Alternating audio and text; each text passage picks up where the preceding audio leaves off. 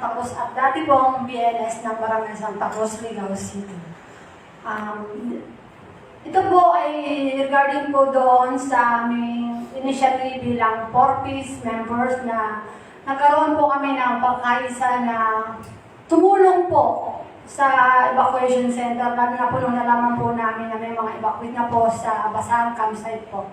Kaya po sinabi ko po doon sa aming City Link na, Sir, baka po pwedeng mag-donate po kami ng mga gulay na na-harvest namin sa aming backyard at saka po sa aming urban garden site.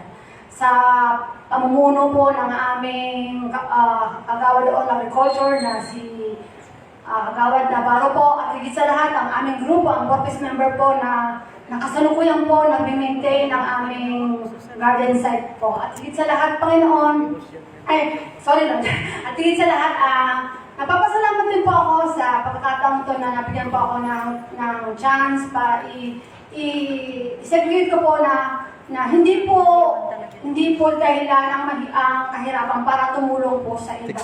Actually po, bukal po sa kalooban na ang tumulong, lalo na nung nalaman ko po na marami po ang nasa evacuation center. Kasi po, naranasan ko na rin po ang mag-isang evacuate ng time na remain po. Kaya alam ko po ang pakiramdam na nandoon na kasalatan na hindi lahat ng kailangan ay may bibigay.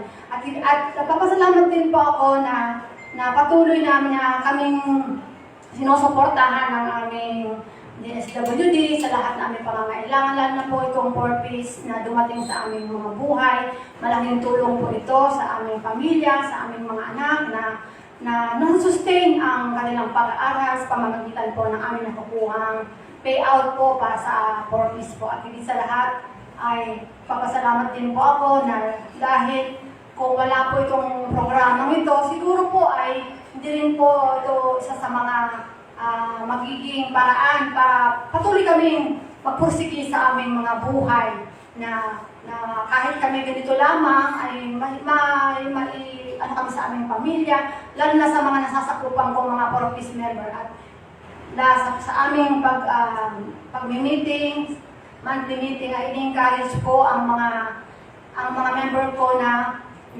magtulong-tulong kami sa maliit na paraan ay may tulong man lang kami sa mga evacuate na nakasalukuyan ngayon na nagdaraan sila ng kahirapan sa kanilang sitwasyon. Hindi man po nila ginusto ito, pero alam ko na magtapos dito sa bandang huli. At nagpapasalamat din ako sa lahat ng mga tumutulong sa ahensyang tulad na sa DSWD, ang 4-piece na ito po ay naging isang gabay na marami kaming natutunan sa aming mga buhay, nagkaroon kami ng knowledge na ma-implementan sa aming pamilya, sa aming nasasakupan, lalo na sa aming barangay. Kaya maraming salamat sa DSWD at lalo na pa sa 4-piece office na patuloy na nasusupport sa aming mga pangangailangan. Thank you.